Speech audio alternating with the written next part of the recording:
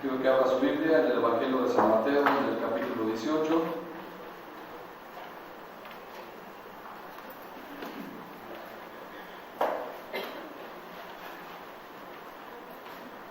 En el Evangelio de San Mateo, en el capítulo 18.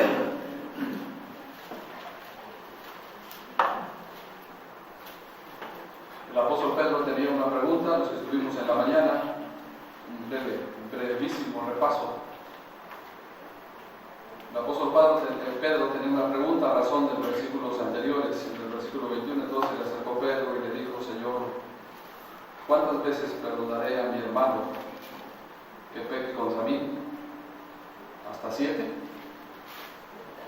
Ya vimos que Jesús le dice: no te digo hasta 7, sino hasta 70 veces 7. Ya vimos de qué manera se puede pecar contra el hermano. No es la manera como se le puede pecar en contra de Dios, se puede pecar contra el hermano, pero sí se puede pecar contra el hermano o contra la hermana. Esto es a razón de que si nosotros no estamos ejerciendo un testimonio debido, como hijos de Dios, y alguien se ofende por nuestro mal testimonio, por nuestro mal proceder como cristianos, entonces la forma en que se está pecando en contra de un hermano. Esto lo aprendimos en Romanos 14, versículo 13 al 21, y 1 Corintios capítulo 8, versículo 9 al versículo número 13. Y ahí está la idea tomada, cuando se puede pecar contra el hermano. Aprendimos que ¿qué significa 70 veces 7? Aprendimos que no es meramente un múltiplo de 7, que no significa que vamos a estar contando las veces que se pecan. El Evangelio de Lucas habla de 70 veces 7 durante el día, sino que la razón la encontramos en Colosenses capítulo 3, versículo 13. Significa que el verdadero parámetro es nuestro Señor Jesucristo, así como Cristo os perdonó, dice la Biblia. También aprendimos que la razón por la cual se menciona el 70 veces 7 es porque el número 7 simboliza la perfección, dándonos a entender, hermano, que el perdón no tiene límites, de tal manera que el perdón entonces no tiene límites.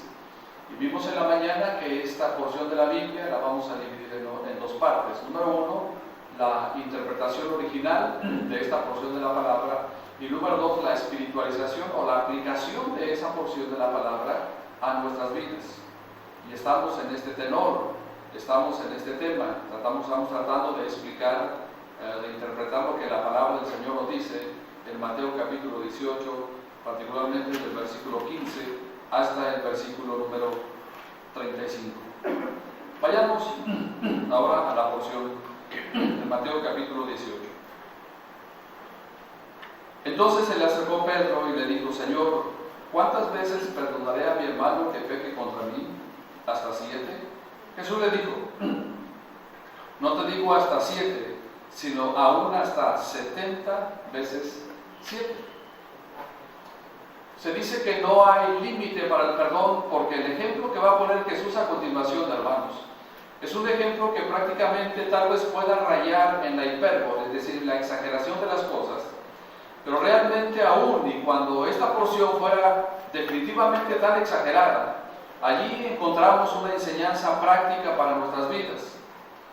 Dice en el versículo 23: por lo cual el reino de los cielos es semejante a un rey que quiso hacer cuentas con sus siervos, y comenzando a hacer cuentas, le fue presentado uno que le debía. ¿Cuántos, hermanos? Dice, le fue presentado uno que le debía 10,000 talentos. ¿Cuánto entonces vendría siendo, hermanos, el equivalente, de acuerdo a la figura que está utilizando esta porción? ¿Cuánto entonces, hermanos, serían 10,000 talentos? Estamos hablando, hermanos, si lo trasladamos a denarios, que es más adelante, se habla acerca de 100 denarios.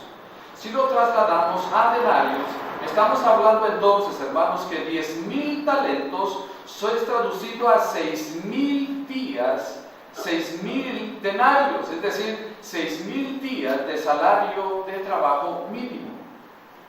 ¿Cuánto sería entonces, hermanos, si nosotros multiplicamos 6,000 por el salario mínimo en el tiempo actual? Definitivamente, hermanos, estamos hablando de una enorme cantidad.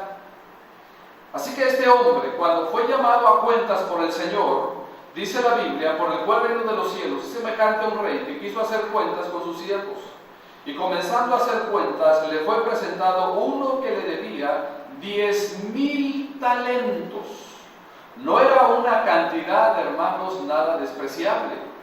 Era una cantidad tan considerable que de alguna o de otra manera, tal vez eso le hacía falta en los bolsillos del amo, en los bolsillos del Señor. Y comenzando, note, a hacer cuentas. Versículo 25. Y comenzando a hacer cuentas, le fue presentado uno que le debía 10,000 talentos. A ese mismo, como no pudo pagar, ordenó su señor venderle, y a su mujer e hijos y todo lo que tenía. ¿Para qué ordenó venderle, hermano? Dice el versículo, ¿para qué? Para que pagase, ¿qué cosa? Para que pagase la deuda.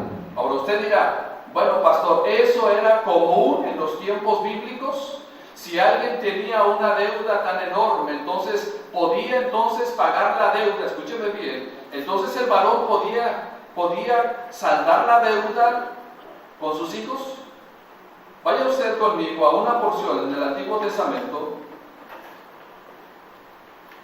en el segundo libro de los Reyes, capítulo 4. Segundo libro de los Reyes, capítulo 4. ¿Lo tiene? Mire, cómo esa costumbre de alguna manera era una mala costumbre en el tiempo antiguo. Mire, segundo libro de los Reyes, capítulo 4 y el versículo 1. Una mujer de las mujeres de los hijos de los profetas clamó a Eliseo diciendo, tu siervo mi marido ha muerto. Y tú sabes que tu siervo era temeroso de Jehová. Y ya ha venido ¿quién, hermano? Y ha venido el acreedor. ¿Qué es un acreedor, hermano? A alguien que se le debe. Y ha venido el acreedor para tomarse, note, para tomarse 2 de mis hijos por siervos. Es decir, ¿cómo se iba a cobrar aquel acreedor con aquella viuda, hermano? Sino con sus hijos. Ahora vayamos a Mateo, capítulo 18, donde estamos en la porción. Dice el versículo 25, a este como no pudo pagar, ordenó su señor venderle, y a su mujer e hijos, y todo lo que tenía, para que pagase la deuda. ¿Qué significa esto, hermanos? Entonces, que el amo, el patrón, empezó a sacar cuentas a ver si vendiendo todo lo que tenía, a ver si a través de la venta de la mujer, 2, a través de la venta de los hijos, a ver si esas 3 cosas daban el total de ¿qué cosa? ¿De cuánto? De 10,000 talentos.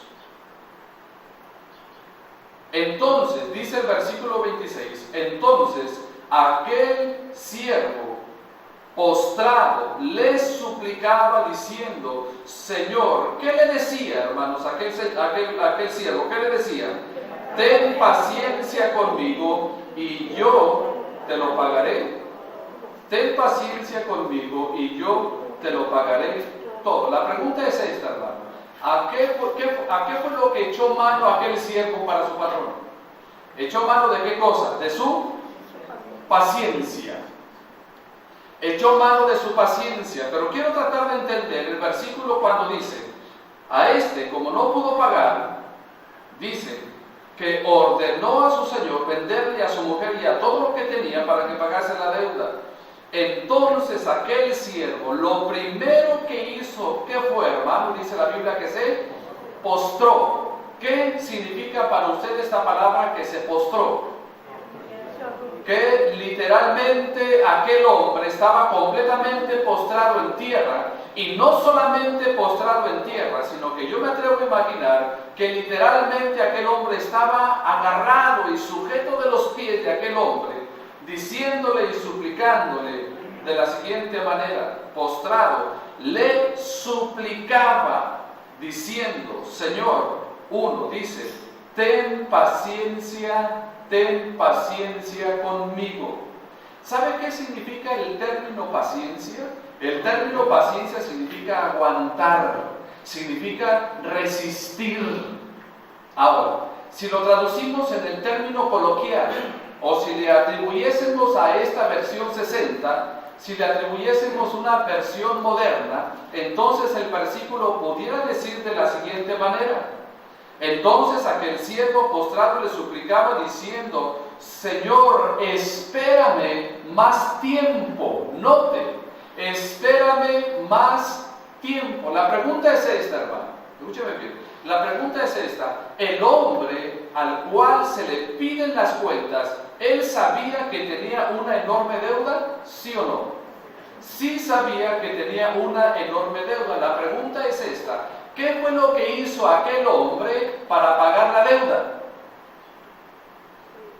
¿No hizo absolutamente? No hizo absolutamente nada. Al contrario, la deuda, es posible que la deuda se iba, ¿qué cosa? Aumentando cada vez más y cada vez más, cosa que no era permitido en la palabra. Es decir, no se podía hacer usura con el dinero, o lo que actualmente conocemos como réditos o como intereses. Eso estaba prohibido por la palabra. Pero de alguna manera aquella deuda se le había salido de control completamente a aquel siervo. Y por eso es que le suplicaba. La pregunta es esta: ¿por qué aquel hombre suplicaba y le pedía paciencia? Porque tenía temor. ¿Por quién, hermano? ¿Por quién tenía temor? ¿Por su esposa y por sus hijos? Paciencia, espérame más tiempo, yo te lo voy a pagar, aguántame, como comúnmente se dijera, no, aguántame un poco más de tiempo, porque al fin y al cabo, hermano, la palabra paciencia, eso significa aguantar. Pero note claramente también cómo dice el versículo: Señor, ten paciencia conmigo. Y note cómo dice la segunda parte de este versículo. Note, y yo te lo pagaré todo. ¿Qué significa esa frase? Que aquel hombre reconoció, ¿qué cosa, hermano? Reconocía que tenía una deuda. Lo más triste es que aquel hombre no reconociera que tenía una deuda. Puede decirse entonces, hermanos, que aquel hombre apeló a la paciencia, apeló a que le esperara el patrón, pero él reconoció que tenía una deuda. Versículo 27. El Señor de aquel siervo, movido a misericordia, le soltó y le perdonó la deuda. Este versículo es interesante, ¿lo sabía? Note cómo dice el versículo: el Señor de aquel siervo, ¿qué fue lo que hizo, hermano? ¿Qué fue lo que obró en él? Dice el versículo que fue, ¿qué cosa? Que fue movido a misericordia. La frase movido a misericordia, hermanos, se encuentra en el libro de los Jueces y se encuentra también en el Nuevo Testamento. Le explico de esta manera. La Biblia dice que cuando el pueblo de Israel cometía falta y cometía pecado, entonces el pueblo se desenfrenaba y Dios mandaba castigo y juicio sobre la nación de Israel por no querer someterse a la autoridad de Dios. Pero es interesante que en los primeros capítulos del libro de los Jueces, la Biblia dice que Dios era movido a misericordia. Y cuando Dios era movido a misericordia, ¿sabe lo que hacía Dios? Levantaba un juez. Y ese juez trataba de guiar al pueblo por los caminos del Señor. En el Nuevo Testamento encontramos la parábola del buen samaritano. Cuando un hombre fue golpeado y fue quedado prácticamente medio muerto. Y la Biblia dice que pasó un sacerdote y que pasó un levita. Y ellos solamente pasaron, ¿cómo dice la Biblia? ¿Se acuerdan? Solamente pasaron de lejos. Pero que cuando pasó el samaritano, dice la Biblia, y viéndole, ¿qué cosa dice? Fue movido a misericordia. La pregunta es esta, hermano: ¿Cómo es posible que alguien pueda ser movido a misericordia? Yo traté de investigar qué significa el relato o la frase movido a misericordia. Y la frase movido a misericordia significa ser guiado y ser impulsado por los sentimientos más profundos de su ser hacia una persona completamente caída en desgracia.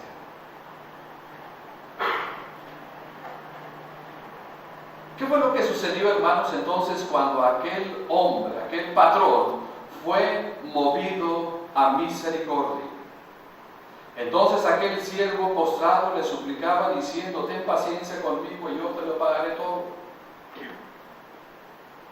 El Señor de aquel siervo, movido a misericordia, hizo dos cosas. Note, aquel Señor movido a misericordia hizo dos cosas. ¿Qué fue lo que hizo? Según el versículo 27, hermano. Lo tiene en su Biblia. Estudie conmigo la palabra. Número 1, ¿qué le hizo? Le soltó. ¿Qué significa para usted esa frase, le soltó? Eso significa varias cosas. Por ejemplo, número 1, significa que ya lo tenían como, hermano. Ya lo tenían prisionero, ya lo tenían listo para llevarlo a dónde, hermano. Ya lo tenían listo para llevarlo a la cárcel. Y una vez que aquel hombre fuera introducido a la cárcel, entonces su esposa y sus hijos iban a ser vendidos para empezar a cubrir la deuda. Pero note lo que hace aquel amo cuando es movido a misericordia. Número 1, dice el versículo que le suelta. Lo suelta. ¿Por qué lo soltó? Bueno, lo soltó porque viendo la condición de ese hombre, porque viendo la súplica de ese hombre, porque viendo las rogativas de aquel hombre, porque viendo tal vez, inclusive, la Biblia no nos dice, pero tal vez podemos imaginarnos que allí está inclusive también la esposa y los hijos. ¿Qué cosa, hermano? Llorando. Y entonces el amo ve toda aquella escena y entonces el amo es movido a misericordia y ordena soltarlo.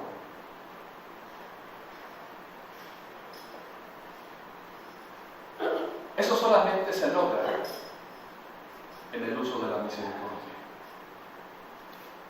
No más. Solamente se logra en el uso de la misericordia. No solamente le suelta el versículo, sino que ¿qué más hace con aquel hombre? Dice el versículo: le perdona la deuda. No, esto es interesante, hermano. Como fue movido a misericordia, lo soltó. No solamente lo soltó, sino que también le perdonó la deuda. La pregunta es esta: ¿hasta cuánto ascendía la deuda de este hombre?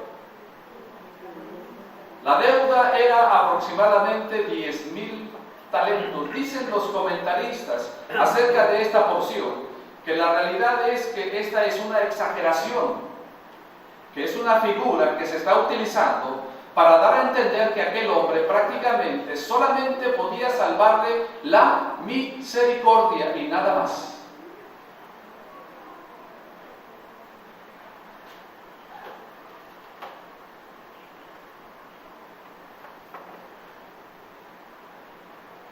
Pero salido aquel siervo, halló a uno de sus consiervos que le debía 100 denarios, y haciendo de él le hablaba diciendo: págame lo que me debes. Una notita interesante que quiero poner aquí. Yo le pregunto una cosa. Usted ve entre el versículo 27 y el versículo 28 una actitud de agradecimiento. Note. Usted ve entre el 25 y 27 y entre el versículo 28, usted ve alguna actitud de agradecimiento de aquel que fue soltado y que le fue perdonado la deuda. Fíjense en los versículos. ¿Ve? ¿Encuentra algo? No. ¿Qué significa eso?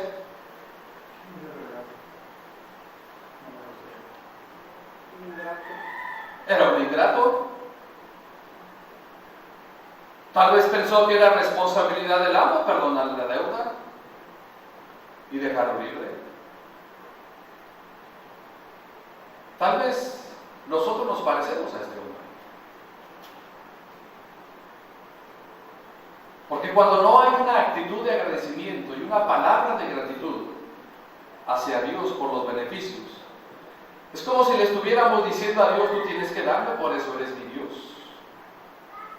Tú tienes que darme, por eso eres mi Padre Celestial. Yo le digo una cosa, hermano: Dios no tiene ninguna responsabilidad con nosotros. ¿Sabe por qué? Porque Dios a nosotros no nos debe absolutamente nada. Usted y yo sí le debemos a Dios.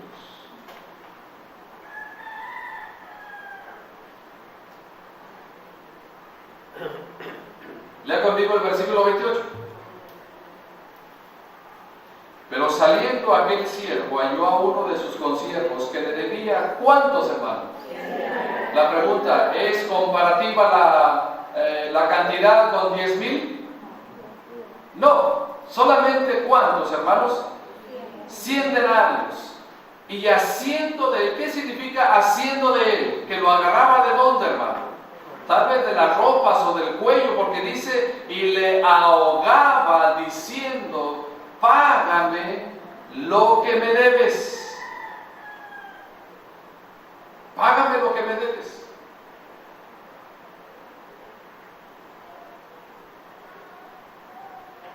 Entonces su consiervo, ¿qué hizo?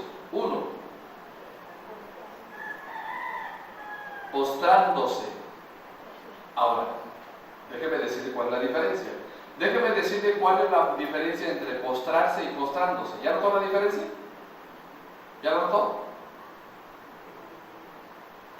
La diferencia entre postrarse, que fue lo que hizo el primero, y la diferencia entre postrándose, es un verbo continuo. Es decir, que el segundo siervo no dejó de ¿qué cosa? No dejó de postrarse de una manera insistente. ¿Qué significa eso? Que aquel hombre estaba continuamente y continuamente y continuamente y continuamente postrándose. Entonces su consiervo, postrándose a sus pies, le rogaba, que fue lo que hizo él, ¿se acuerdan? Le rogaba diciendo: ten paciencia conmigo. Hizo exactamente lo mismo, ¿se da cuenta? Ten paciencia conmigo, yo te lo pagaré todo. Mas él, ¿qué fue lo que sucedió, hermano? Mas él no quiso, sino fue y le echó en la cárcel hasta que pagase la deuda. Ahora mire, póngame atención aquí, por favor. ¿Se fija que son dos procederes diferentes? El amo, el patrón, tuvo misericordia, tuvo paciencia. Cuando fue movido a misericordia, le soltó y le perdonó la deuda. ¿Cuánto le debía? 10,000 talentos. ¿Cuánto le debía a su consiervo? 100 denarios. Mas él no quiso, sino fue y le echó en la cárcel hasta que pagase la deuda. Viendo sus consiervos lo que pasaba, se entristecieron mucho y fueron y refirieron a su señor todo lo que había pasado. Entonces, llamándole su señor, le dijo: siervo malvado, toda aquella deuda te perdoné. ¿Por qué? Porque me rogaste. 33. Lea conmigo el 33. ¿Qué dice? ¿No debías tú también tener misericordia de tu consiervo, como yo tuve misericordia de ti? La pregunta es esta, hermano. En el trato con nuestros semejantes, en el trato con nuestros hermanos, ¿hemos recibido misericordia de alguno de ellos? Y si hemos recibido misericordia de alguno de ellos, ¿por qué entonces nosotros somos jueces implacables con los demás.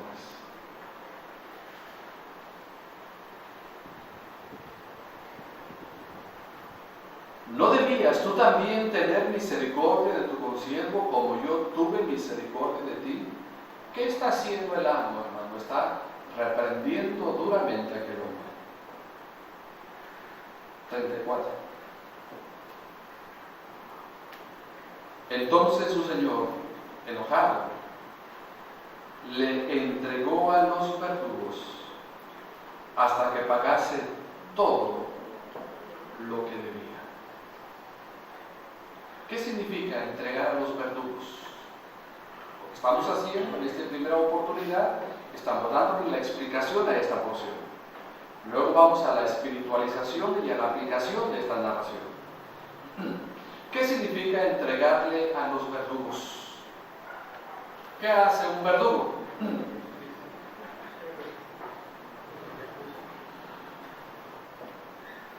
En el tiempo antiguo, hermano, había verdugos. Lo que hace un verdugo, hermanos, es castigar, maltratar. Ahora, pero déjenme decir una cosa, lo hacen con un propósito. Quiero explicarle en qué consiste esto. El encarcelamiento de los deudores servía como castigo por la deshonestidad, como una advertencia para los demás. Alguien no pagaba su deuda, se le iba y se le cobraba y no pagaba, entonces se le ponía en prisión a consecuencia de su deshonestidad, pero también era a consecuencia para que los demás pudieran ver que había un castigo a la deshonestidad. 2. A veces los deudores, hermanos, hacían trabajos forzados para pagar a sus acreedores. 3. Eran echados en la cárcel y se les confiscaban sus bienes para que de esta manera solamente empezaran a pagar parte de lo que debían. Y número 4, el uso de los verdugos que se menciona en esta porción, hermanos, era para que ellos, los que estaban siendo castigados por los verdugos, eran para que reconocieran, para reconocer cualquier propiedad escondida que tuvieran para usar, para pagar la deuda. Se lo explico de otra manera. El deudor decía: yo no te puedo pagar,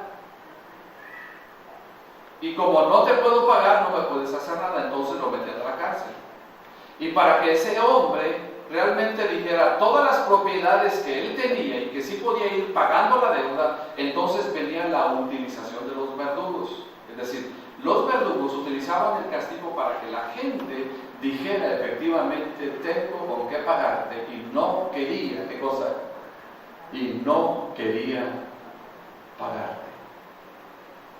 Es la forma como los hacían confesar que tenían bienes para pagar, aun cuando ellos no querían pagar. Ahora,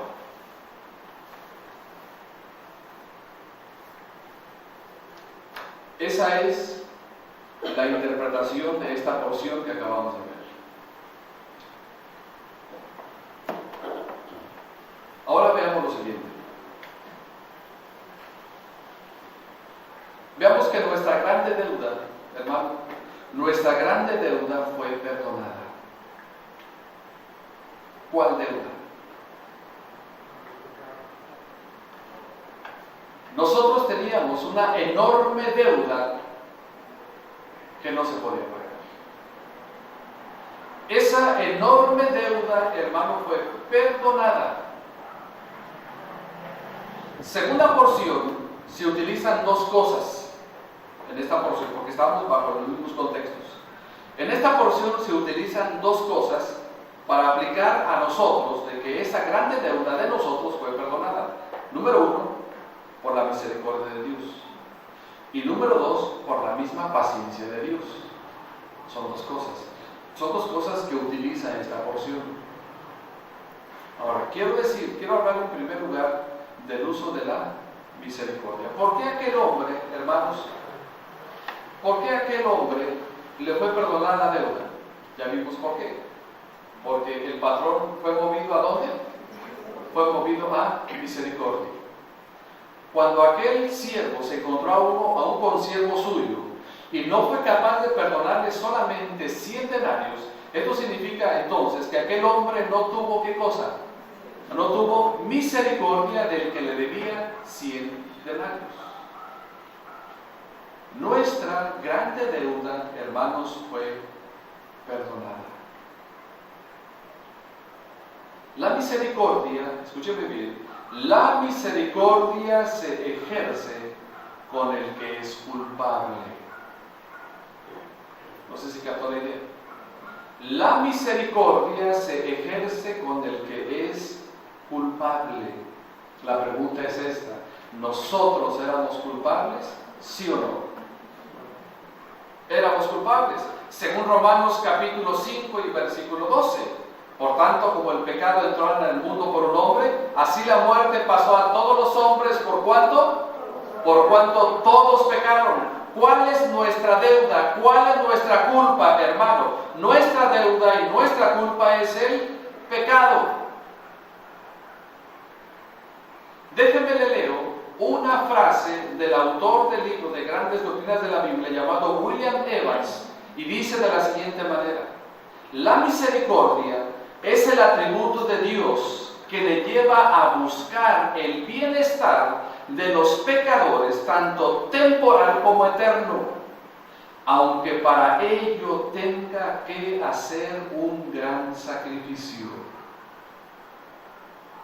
Repito la frase: la misericordia es el atributo de Dios que le lleva a buscar el bienestar de los pecadores, tanto temporal como eterno, aunque para ello tenga que hacer un gran sacrificio.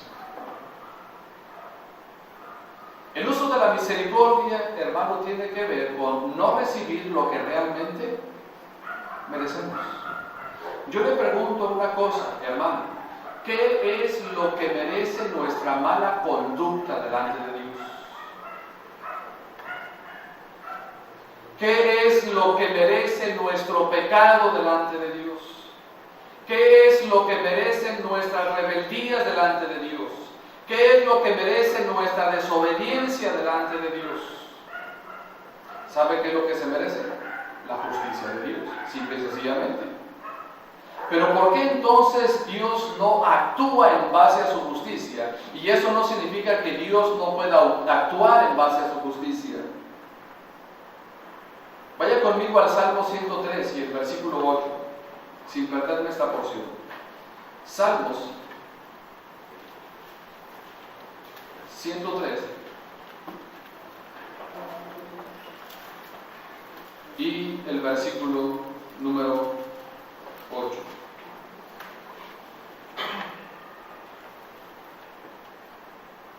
¿Lo tienen? ¿Cómo dice el versículo, hermano?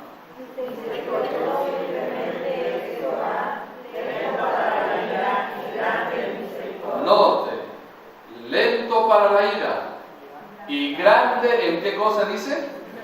Y grande en misericordia. La pregunta es esta: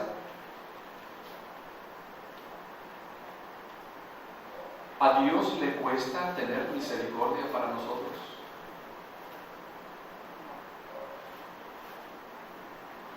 ¿Sabe qué le costó a Dios tener misericordia de nosotros?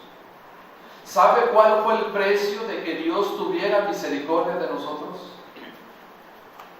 ¿Sabe usted quién fue el verdadero precio de Dios para que Él tuviera misericordia de nosotros hasta antes de llegar al camino de la salvación?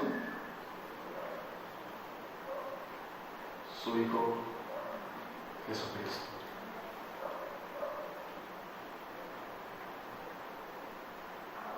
El costo de la misericordia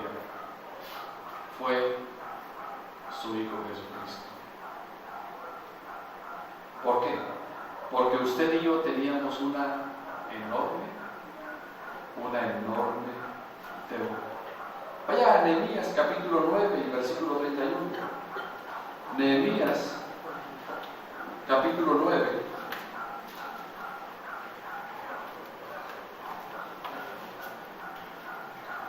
Y el versículo 31.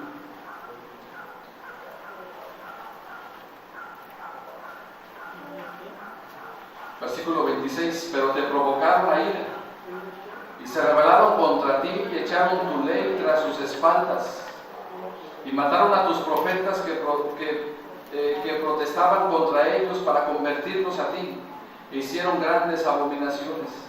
Entonces los entregaste en mano de sus enemigos, los cuales los afligieron, pero en el tiempo de su tribulación clamaron a ti, y tú desde los cielos los oíste, y según, note, versículo 27, y según tu gran misericordia, les enviaste libertadores para que los salvasen de manos de sus enemigos. Pero una vez que tenían paz, volvían a hacer lo malo delante de ti, por lo cual los abandonaste en manos de sus enemigos, que los dominaron. Pero volvían y clamaban otra vez a ti, y tú desde los cielos los oías. Note, y según tus misericordias, muchas veces los libraste. 29, les amonestaste a que se volviesen a tu ley, mas ellos se llenaron de soberbia y no oyeron tus mandamientos, sino que pecaron contra tus juicios, los cuales, si el hombre hiciere, en ellos vivirá. Se rebelaron, endureciendo su cerviz, y no escucharon. Les soportaste por muchos años, y les testificaste con tu espíritu por medio de tus profetas, pero ellos no escucharon, por lo cual los entregaste en manos de los pueblos de las tierras. Versículo 31, note, mas por tus muchas misericordias no los consumiste, ni los desamparaste, porque tú eres Dios clemente y misericordioso. Ahora mire, póngame atención aquí. ¿Qué está haciendo el profeta? ¿Qué está haciendo el escritor Nehemías? Está haciendo un compendio de lo sucedido. ¿Por qué Dios no destruía a su pueblo, hermano? ¿Por qué? Por misericordia. Por misericordia. La pregunta es esta: ¿el pueblo merecía ser destruido? ¿Sí o no? ¿Por qué no era destruido? Por la misericordia. Entonces nuestra grande deuda fue perdonada por la misericordia de Dios. No por obras de justicia que nosotros hubiéramos hecho.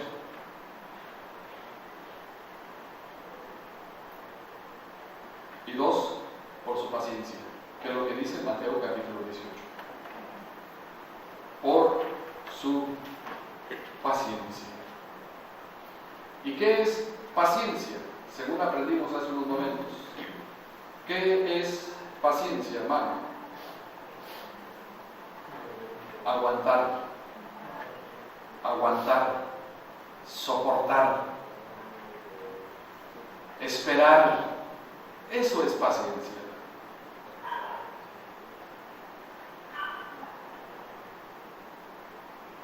Si hay algo por lo cual yo tengo que darle gracias a Dios, hermanos, es porque Dios ha tenido paciencia conmigo. Y creo que con muchos de nosotros, Dios ha tenido paciencia.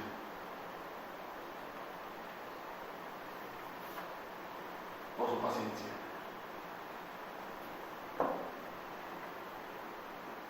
Dios perdonó nuestra deuda por el uso de su misericordia, pero también por el uso de su paciencia. Estamos viviendo un mundo en el cual ya no estamos acostumbrados a la paciencia, ¿verdad? Queremos todas las cosas rápidas. contestar una oración rápida de usted, Él lo puede hacer. Déjeme, le platico rápidamente una anécdota. No tiene usted que creerla, pero yo se la quiero comentar.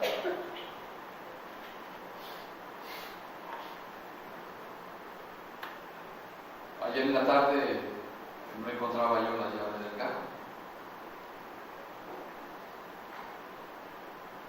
Y yo decía, ¿quién más las puede tener si nada más yo soy el que lo uso? Entonces el que debe de tenerlas, pues soy yo. Porque yo soy el que lo uso. Y mi esposa me veía que andaba para arriba y para abajo, para arriba y para abajo. ¿Qué buscas? Las llaves del carro.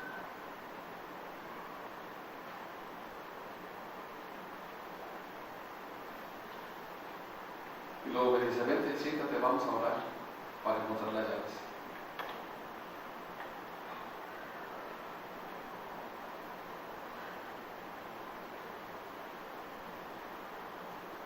Después de la oración yo me salí de la sala, me senté en una banquita que hay aquí afuera.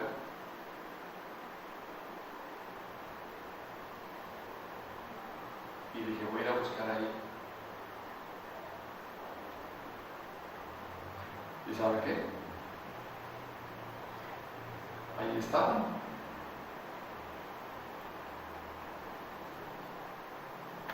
Tal vez para usted pueda ser algo insignificante, pero aún hasta en los mínimos detalles,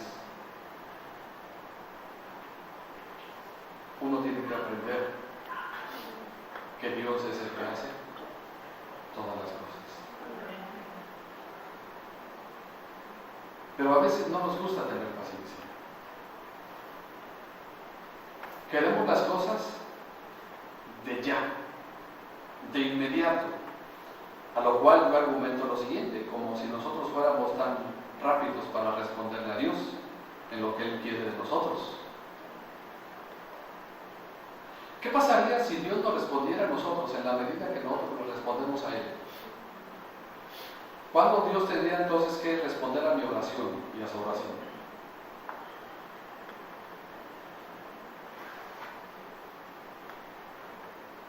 Por su paciencia.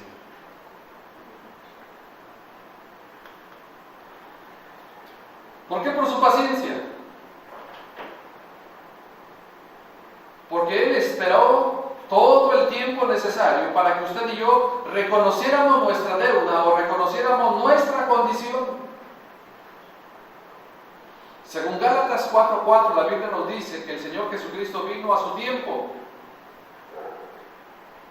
No vino Jesucristo antes de tiempo ni fuera de tiempo, vino en su tiempo exacto. Así como la salvación vino a nosotros, a nuestras vidas, en el tiempo exacto de Dios. Porque Él sabía que después de nuestra salvación, nos íbamos a enfrentar con situaciones difíciles en las cuales tal vez usted esté pasando en este momento, y que solamente a través del asunto de la salvación y de confiar en Dios, solamente a través de eso, usted y yo vamos a poder salir adelante. Porque ya estamos en ese camino de salvación. Y para terminar, bajo esto, quiero hablar de dos versículos. Número 1, Romanos capítulo 3 y versículo 25. Romanos capítulo 3.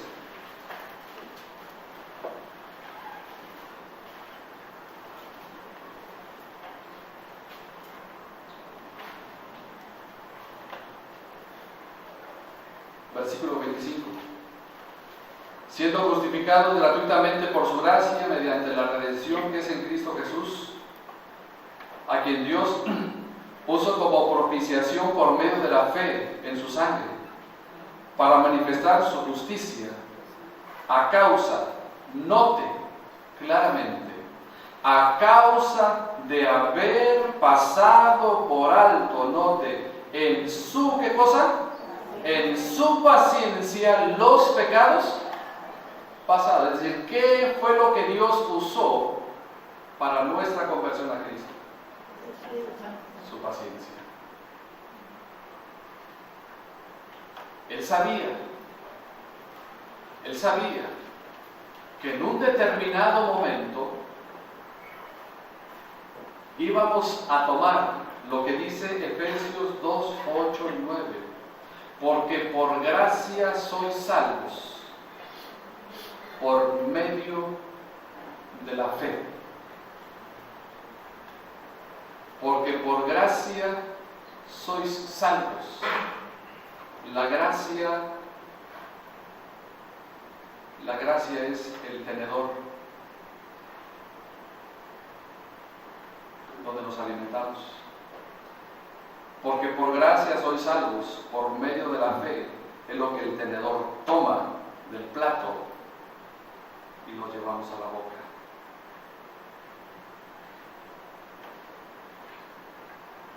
Dice el versículo: a causa de haber pasado por alto en su paciencia los pecados pasados. Pero Dios supo esperar. Y en el momento de nuestra salvación, tomamos el tenedor de la gracia y bebimos de esa fe, que es el bocado de la salvación.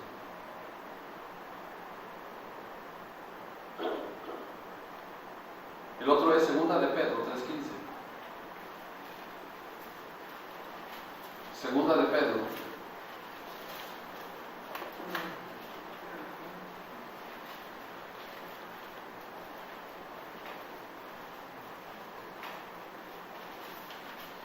2 de Pedro capítulo 3 y el versículo 15. ¿Lo tienen? Y tened entendido que la paciencia de nuestro Señor es para salvación. Y tened entendido que la paciencia de nuestro Señor es para salvación. Entonces, dos ingredientes en la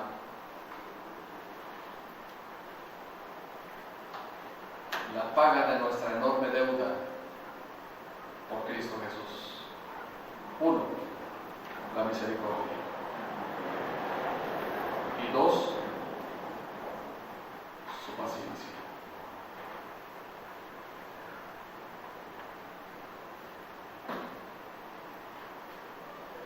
Estas dos cosas, hermanos, son figuras. En Mateo capítulo 18, tanto la misericordia como la paciencia son figuras que nos traen a la salvación y el perdón de Dios. En la siguiente sesión vamos entonces a espiritualizar y aplicar esta porción para hablar de algunos requisitos que necesitamos para ser capaces de perdonar. Eso lo veremos en la siguiente sesión. Oramos. Gracias, Padre, porque nuestra deuda ha sido saldada a través de la sangre, de la vida, de la obra de gracia y de fe de nuestro Señor Jesucristo. Gracias porque nos has tenido misericordia y porque tuviste paciencia para esperar el momento indicado de nuestra conversión a ti. Ahora, Señor, hemos aprendido que hemos sido perdonados de esa enorme deuda que teníamos contigo.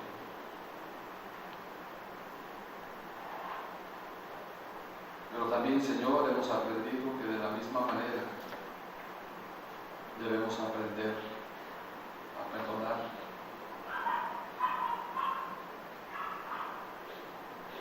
Queremos que tú nos ayudes, que nos des tu gracia para ello.